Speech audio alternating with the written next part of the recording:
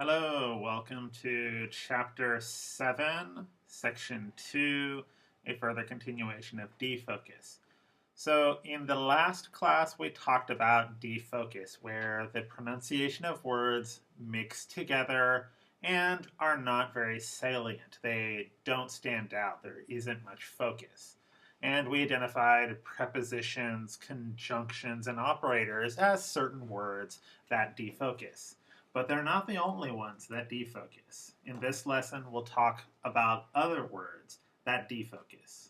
That is, we'll talk about other words whose pronunciations change in informal defocused English. Go ahead and open your books up to page 116, and we'll go through each one of these sentences. Now, what I want you to know is that I will say each of these sentences 3 times. The first time will be formal. There will be no defocus.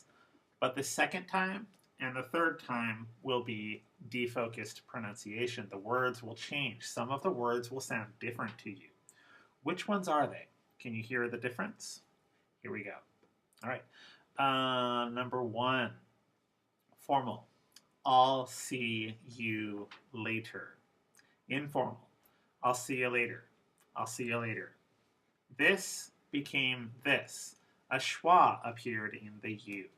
This is the first example of pronoun defocus that is actually quite common in defocused conversational English.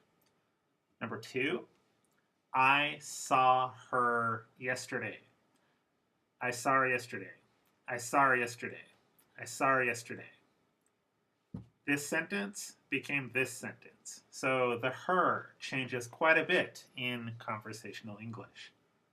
Number 3, Kazuya lost his jacket. Informal English, defocus.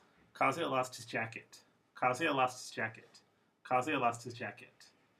This sentence became this sentence. Notice here that there isn't a schwa. Schwa doesn't always appear, but the pronunciation does change. Here we go. Number 4, did he do it? Did he do it? Did he do it? Did he do it? This sentence became this sentence. Number 5, give him the royal treatment. Give him the royal treatment. Give him the royal treatment. Give him the royal treatment. This sentence became this sentence. So you can see that the H's disappear quite a bit in conversational English. Now let's go down to number 8, moving a little fast now. I gave it to them. Defocused. I gave it to them. I gave it to them. I gave it to them. I gave it to them. Here, this sentence becomes this sentence. So here there's quite a bit of defocus. Now let's go on to number 9. So far I've told you that he is one of these pronouns that can defocus in conversational English. So he, according to the rules I just taught you, should become E. So this should become E as a new student. But let's listen to this one time. What changes? Ready? So, formal. He is a new student. Informal. He is a new student. He is a new student. This sentence becomes this sentence. So some of it does defocus. You'll notice the A changes to a schwa. So there is defocus. But when the pronoun is at the beginning of the sentence, it doesn't defocus. And this is one of the major rules. Go on to the next page and let me show you the rules for defocused pronouns. In English conversation, many pronouns schwa. They also drop H or TH, if not at the beginning of a sentence. This is very important. If not at the beginning of a sentence. If H or TH is in the pronoun and it's at the beginning of the sentence, the H or TH stays. These words also link with the word in front of it. So again, they mix and become one word, basically.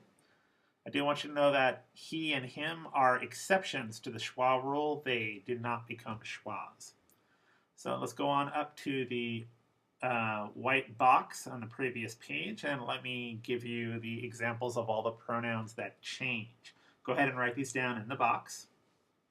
And these are pronouns that change in defocused English, and these are the pronunciations they become. All right, let's move on. Go on down 2 pages to palatalization. Now, this is a very specific type of defocus, quite common in conversational English, and it's going to appear in the red letters.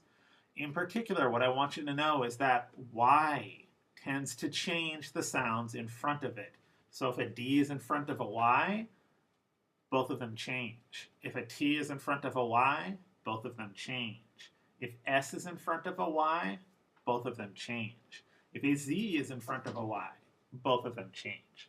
So I'm going to say these sentences again, formal, then informal. And in particular, I want you to notice the red letters. A D is in front of a Y. A D is in front of a Y again. In those places, a different sound will appear. D and Y will both disappear, but there's a new sound there. What sound is it? Ready? Here we go. Formal. Where did you hide your keys?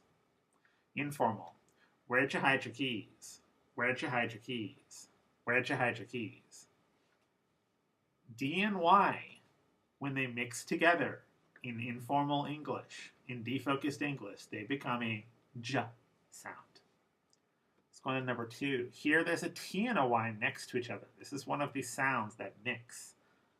So, didn't you know already? Informal. Didn't you know already? Didn't you know already? When T and Y are next to each other in informal English, they become a ch sound. Let's go on to number 3. Here there's an S and a Y together. When that happens, they become a different sound. So, formal, pass your plate. Informal, pass your plate, pass your plate, pass your plate. Here, the S and the Y, they mix to become a sh sound. Last one. Number 4. Here there is an S and a Y next to each other. So you might think this becomes a sh sound. But what I want you to know is that this S here, it's written as S, but the actual pronunciation is Z. It's a Z sound. So here, the letter is S, but the sound is Z. So it's a Z and a Y next to each other. When that happens, they mix and a new sound appears. This sound is not in Japanese, so it might be a little difficult to hear for you. But let's give it a try. Here we go. Where's your fork? Informal, defocused version. Where's your fork? Where's your fork? Where's your fork? Where's your fork? This Z and Y, they mix to become a J sound. So this brings us to the 4th defocus rule. This is called palatalization defocus. You don't have to worry about the name, don't worry about it, but it is called palatalization. And here's the rule. When a D, T, S, or Z is in front of a Y, they become J, Ch, Sh, and J, respectively. And this occurs quite often in English, and even in fact, it started to appear in formal English as well. That's the end of this chapter. Good luck on the quiz. Goodbye.